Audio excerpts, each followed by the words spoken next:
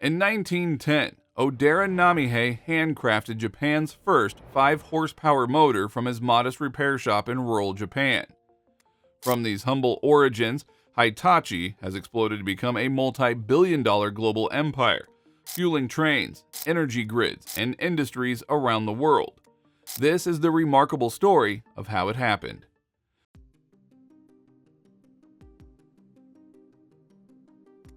In 1910, a young engineer named Namihei found himself working in a mining town northeast of Tokyo, managing an electrical repair shop at a copper mine.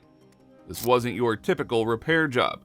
Namihei was hands-on with the machinery, fixing and fine-tuning industrial equipment, and he quickly became fascinated by how electric motors worked. Japan at the time was largely dependent on foreign imports for such advanced machinery, and Namihei felt a growing desire to create something Japan could call its own. With limited resources but a boundless vision, he set out to build Japan's very first domestic electric motor. By the end of that same year, Namihei achieved his ambitious goal, producing a 5-horsepower 3.7 kilowatt motor, a historic achievement for Japan's industrial scene. The success of his first motor was just the beginning. 2 years later, in 1912, Namihei officially founded Hitachi Limited, turning his small-scale efforts into an organized venture with a mission to empower Japanese industry. The name Hitachi held a deeper meaning. Namihei combined the Japanese characters Hai, meaning sun, and Tachi, meaning rise, to symbolize the dawn of a new era for Japan's industrial strength.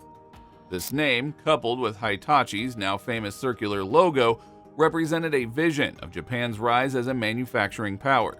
It was a bold choice, considering Japan's reliance on foreign goods, and it showed Namihei's belief that Japan could and should stand independently in the global industrial landscape. In its early years, Hitachi focused heavily on heavy machinery. Motors were a core product, but Hitachi quickly expanded its offerings to include generators, electrical cables, transformers, and pumps. These products filled a crucial gap for Japan, which was striving to build an industrial foundation in the early 20th century.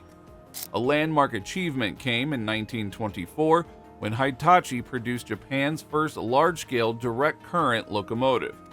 Now, this was a big deal for the country, not only because it meant Japan could reduce its dependence on foreign-made machinery, but also because it demonstrated Hitachi's capacity for large-scale industrial products. With the success of the DC locomotive, Hitachi's reputation grew beyond small motors and repair jobs, and the company began to be seen as a serious player in Japan's growing industrial sector. By the end of the 1920s, Namihei's modest repair shop had become a driving force in Japan's heavy machinery industry, setting the stage for even greater things to come.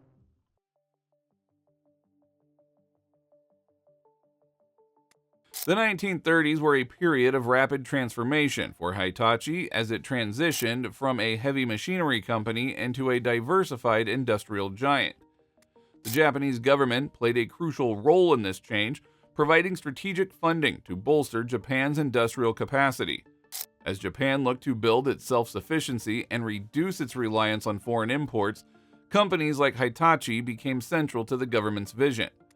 With this influx of funds, Hitachi was able to scale its operations, branch out into new industries, and make a significant mark on the national economy. This was a period when Hitachi took substantial strides, evolving from a primarily heavy machinery manufacturer into a multifaceted company with capabilities that extended into several industrial areas.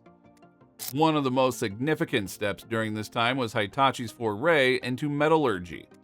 By establishing facilities to produce metals, Hitachi was able to support its own machinery manufacturing with domestically sourced materials, which was especially important in a time of increasing global tension.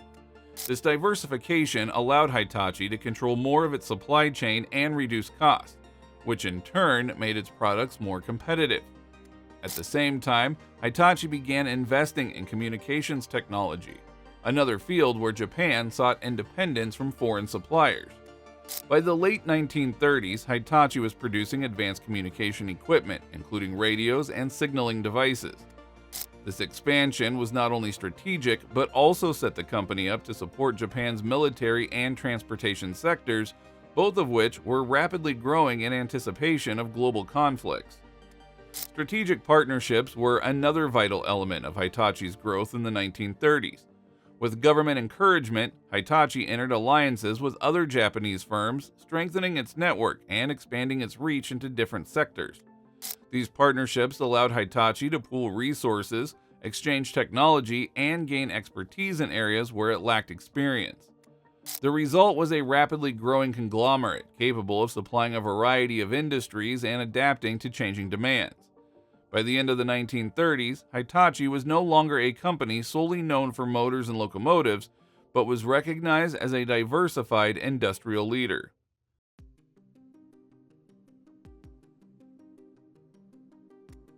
After World War II, Japan's industrial landscape was in ruins, and the country faced a massive task of rebuilding from scratch. Hitachi was right in the middle of this recovery, playing a critical role in restoring essential infrastructure and reviving Japanese industry. Known for its expertise in heavy machinery, Hitachi ramped up production of equipment necessary for power generation, mining, and transportation. By focusing on these sectors, Hitachi didn't just help Japan rebuild, it also set the stage for the country's rapid economic growth. During this period, Hitachi manufactured everything from power generators to trains, meeting the urgent demand for infrastructure that powered Japan's post-war resurgence. The company's reputation as a reliable supplier grew as it contributed directly to the country's industrial backbone, strengthening its position in the Japanese market. As Japan recovered economically, Hitachi began to look beyond heavy machinery and into consumer goods. In the late 1950s, Japanese households were modernizing, and there was growing demand for new appliances to improve daily life. Hitachi saw the potential in this market and responded by diversifying its product lines, which led to the introduction of home appliances, air conditioners, and eventually entertainment devices. These products quickly became a staple in Japanese homes, symbolizing modern convenience and Hitachi's commitment to quality. A key turning point came in 1969 when Hitachi introduced Japan's first all-transistor color television, a significant innovation at the time. This achievement was possible due to a technology licensing deal with RCA, a leading American electronics company, which allowed Hitachi to tap into cutting-edge technology and position itself as a serious player in the consumer electronics field. In 1959, Hitachi took an even bolder step by establishing a presence in the United States with Hitachi America. This was a strategic move that marked the start of Hitachi's journey as a global company. At the time, entering the US market was a significant risk for a Japanese company, but it paid off as Hitachi expanded its reach and began establishing its brand internationally. This expansion was not only about increasing sales, but also about building a reputation as a technology-driven company on the global stage. By the 1960s, Hitachi had successfully transitioned from a post-war recovery aid to an innovation-driven brand recognized for quality consumer products. This period laid the groundwork for Hitachi's growth into a global conglomerate, as it moved from solely serving industrial sectors to meeting the needs of everyday consumers and reaching markets around the world.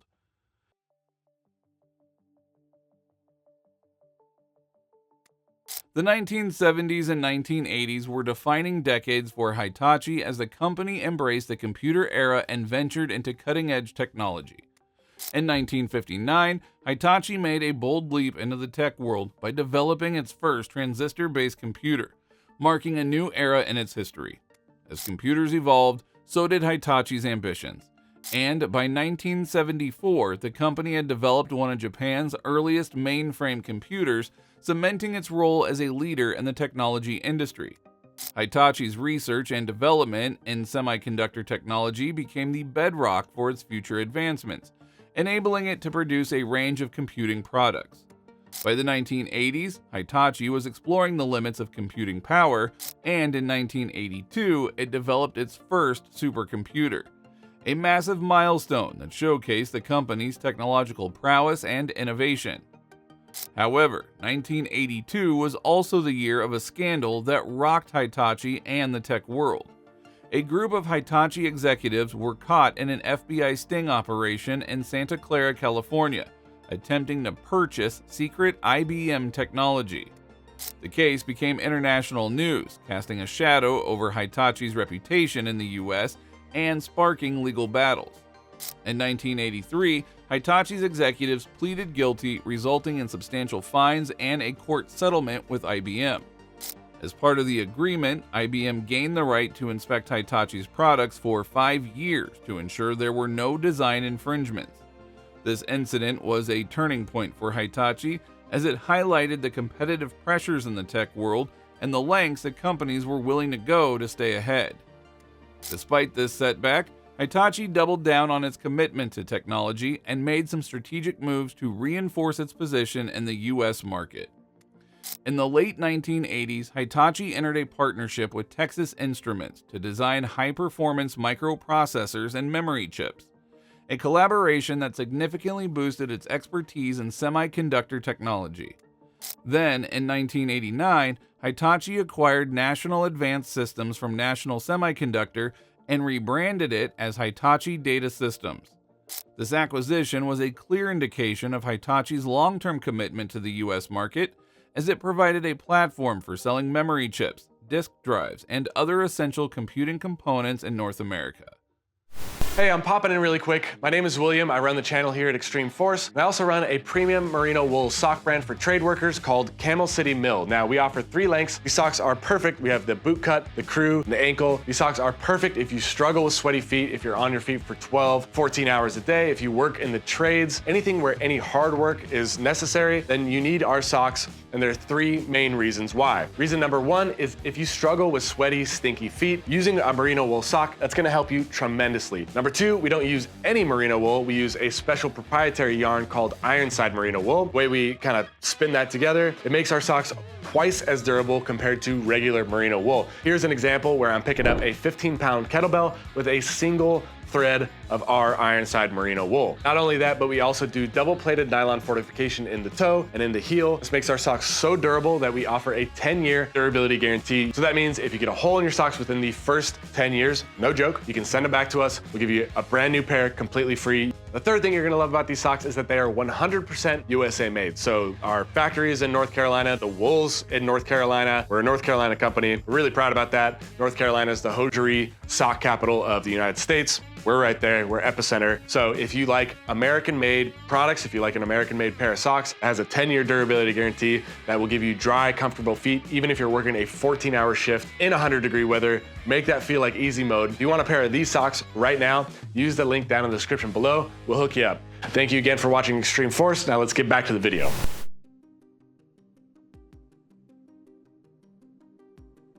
In the 1980s and 1990s, Hitachi set its sights on becoming a world leader in technology and innovation, and it went all in on research and development to achieve this goal. By 1993, Hitachi was operating a staggering 38 research labs, each one dedicated to pushing the boundaries of what was technologically possible. The company was firmly committed to R&D, a strategy that made it a powerhouse in innovation. Hitachi's focus on research led to groundbreaking advancements in fields as varied as fiber optics, nuclear technology, and digital products. In fact, by the 1980s, Hitachi was one of the top recipients of US patents among foreign companies, a testament to the company's dedication by creating products that could change industries and, in some cases, lives. One of the areas where Hitachi truly shined was in developing products that made complex technology accessible and useful to everyday consumers. In the 1980s, for example, the company launched several lines of fax machines, which quickly became a staple for both home offices and corporate environments worldwide. Hitachi was also an early player in the digital camera market, developing cameras that helped shape the digital photography industry long before it was mainstream. On top of these achievements, Hitachi made a significant impact on Japan's transportation infrastructure by designing computer-aided control systems for the country's high-speed bullet trains. These systems played a crucial role in making Japan's railways some of the most efficient and reliable in the world, helping people travel quickly and safely across the country. Hitachi's focus on R&D wasn't just about immediate products though. It was also about pioneering technologies that could power future industries. In fiber optics, for instance, Hitachi's innovations laid the groundwork for faster and more reliable data transmission, which would become increasingly important with the advent of the internet. Nuclear technology was another area of expertise, with Hitachi developing advanced reactor designs and safety protocols, marking it as a leader in both industrial and energy sectors. By the early 1990s, Hitachi's dedication to innovation had firmly established it as one of Japan's most forward-thinking companies. Throughout these years, the numbers were speaking volumes. Since 1963, Hitachi consistently ranked among the top companies in the US for patents granted, placing it alongside giants like IBM and AT&T. These patents weren't just about quantity, they represented meaningful technological advances that shaped how we use and interact with technology. Hitachi's investment in R&D paid off in huge ways, giving the company a solid reputation as an industry innovator and allowing it to stay competitive in the rapidly changing tech landscape.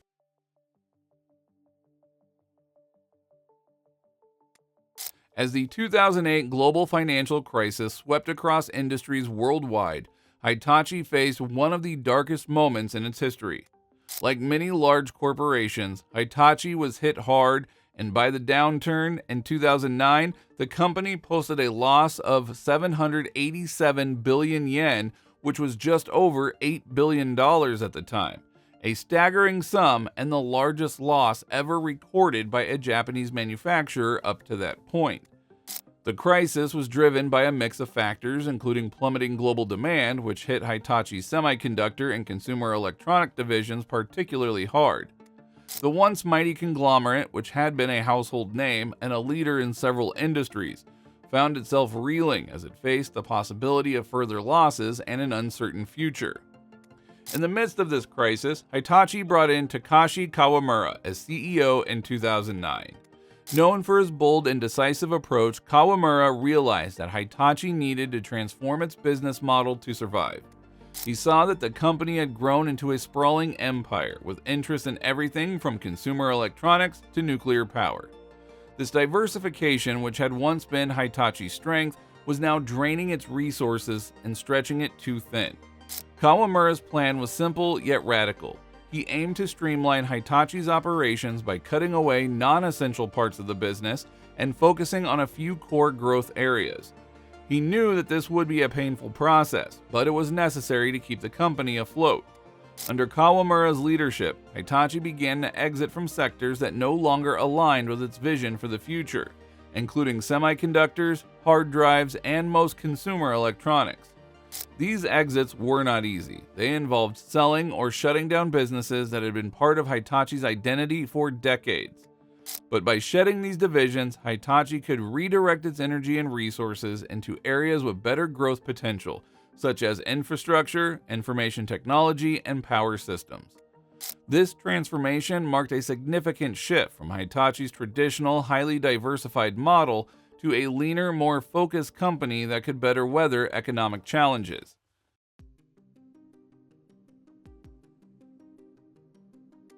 As Hitachi moved into the 2010s, it wasn't just looking to survive, but to thrive on a global scale. The company shifted its focus to sectors that had immense growth potential worldwide, particularly green energy, digital solutions, and what it coined the social innovation business. This strategy wasn't just about jumping onto trending sectors. It was about aligning with the big global challenges of the time, from renewable energy to sustainable infrastructure to data-driven solutions. Hitachi aimed to position itself as a leader in providing technologies that could tackle real-world issues on an international level. In 2020, Hitachi made a bold move by acquiring the power grid business of Swiss company ABB for a substantial sum. This acquisition allowed Hitachi to become a global leader in power and energy infrastructure, reinforcing its dedication to green energy. The ABB deal was more than just a business expansion. It was a commitment to the future of sustainable energy and a clear sign that Hitachi was looking far beyond the borders of Japan. Just a year later, in 2021, Hitachi acquired Global Logic, a leading US-based software development company, for $8.5 billion. This acquisition cemented Hitachi's position in the digital technology sector, giving it a foothold in a cutting-edge software solutions that integrate well with its broader focus on infrastructure and sustainability. With Global Logic on board, Hitachi could now provide end-to-end solutions in digital transformation, catering to industries ranging from healthcare to finance to manufacturing. One striking change has been in Hitachi's workforce and revenue distribution. As of the 2020s, over half of its 322,500 employees were based outside of Japan, a significant shift for a traditionally Japanese-centered company. This international presence is also reflected in the company's earnings, with more than 50% of its revenue now coming from overseas markets. By hiring global, Hitachi wasn't just expanding its footprint, it was ensuring that it could tap into diverse markets and be part of a global network focused on forward-thinking solutions. Hitachi's reinvention into a global powerhouse did not happen overnight. It involved strategic decisions, large investments, and a shift in focus from products to integrated solutions that could serve entire industries and cities. The company's evolution is a testament to its willingness to change and adapt, even after more than a century in business. Hitachi's transformation in the 2010s and beyond showcases how a traditional manufacturing giant can reshape itself to lead in sectors like green energy and digital innovation, areas that are poised to define the future of the global economy. So, there you have it. What are your thoughts on Hitachi's rise? Let us know down in the comments below.